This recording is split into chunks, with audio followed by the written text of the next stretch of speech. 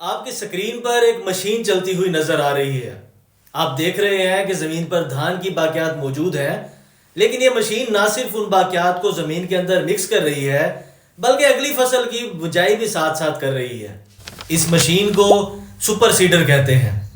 یہ کس طرح سے کام کرتی ہے؟ ہم اسے 60% سبسڈی پر کس طرح سے حاصل کر سکتے ہیں؟ اگر آپ دھان کے کاشتکار ہیں تو آپ کو دھان کی کٹائی کے بعد ایک بڑے مسئلے کا سامنا کرنا پڑتا ہے، وہ ہے زمین کے اندر موجود دھان کی پرالی اور مڈھ۔ کاشتکار اس مسئلے کا آسان حل نکالتا ہے اور دھان کی پرالی کو آگ لگا دیتا ہے۔ اس کا نقصان یہ ہے کہ دھوئیں کی وجہ سے ماحول آلودہ ہوتا ہے اور زمین کی زرخیزی بھی متاثر ہوتی ہے۔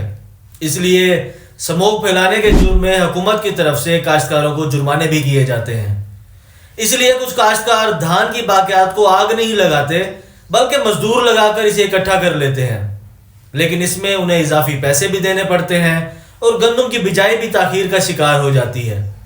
کاشتکاروں کے ان تمام مسائل کا حل آپ کو ویڈیو کے شروع میں دکھا دیا گیا ہے۔ جی ہاں، دھان کے کاشتکاروں کے لیے سپر سیڈر کسی نعمت سے کم نہیں ہے۔ اچھی خبر یہ ہے کہ حکومت کی طرف سے کاشتکاروں کو 2000 سپر سیڈر دینے کا اعلان کیا گیا ہے، وہ بھی 60% سبسڈی پر۔ یہ سبسڈی 2-4 لاکھ روپے کی نہیں بلکہ پورے 8 لاکھ روپے کی ہے۔ پہلے ہم دیکھتے ہیں کہ سپر سیڈر کام کس طرح سے کرتا ہے، اس کے بعد آپ کو بتایا جائے گا کہ آپ کس طرح اس حکومتی اسکیم سے فائدہ اٹھا سکتے ہیں اور اس کے لیے اپلائی کرنے کا طریقہ کار کیا ہے۔ سپر سیڈر کا سب سے بڑا فائدہ یہ ہے کہ دھان کے مڈھوں اور پرالی کو کتر دیتا ہے، اسے زمین میں روٹاویٹ کر کے مکس بھی کر دیتا ہے، اس لیے ہمیں دھان کی باقیات کو آگ لگانے کی ضرورت نہیں پڑتی۔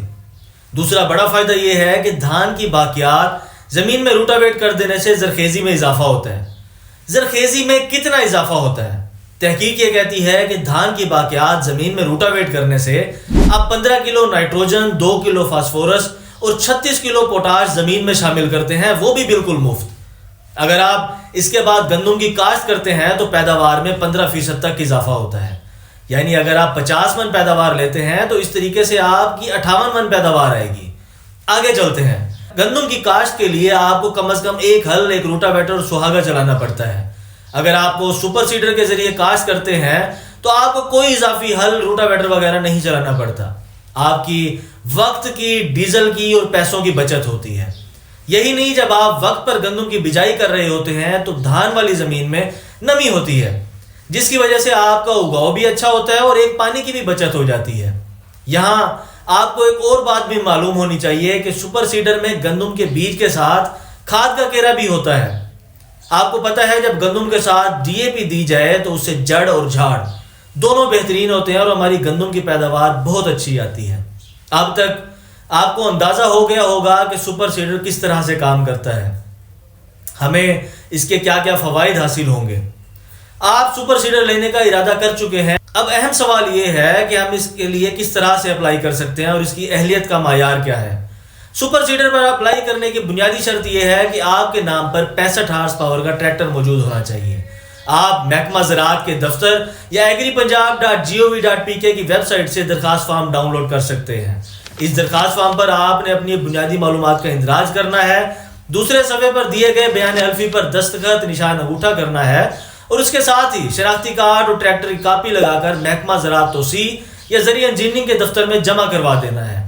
یاد رہے کہ اس کے لیے اپلائی کرنے کی آخری تاریخ 15 اپریل ہے۔ اس کے بعد تمام درخواستوں کی قرعہ اندازی کی جائے گی۔ چونکہ جنوبی پنجاب میں یہ پروجیکٹ نیا ہے، اس لیے درخواستیں کم ہونے کا امکان ہے، اس لیے آپ سب سے گزارش ہے کہ اپلائی ضرور کریں، کیونکہ بہت امکانات ہیں کہ آپ کا سپر سیڈر قرعہ اندازی میں نکل آئے گا۔ میرا نام ہے سعد الرحمان اور اگر آپ اس طرح کی حکومتی اسکیموں اور زرعی معلومات سے باخبر رہنا چاہتے ہیں تو چینل کو سبسکرائب ضرور کریں۔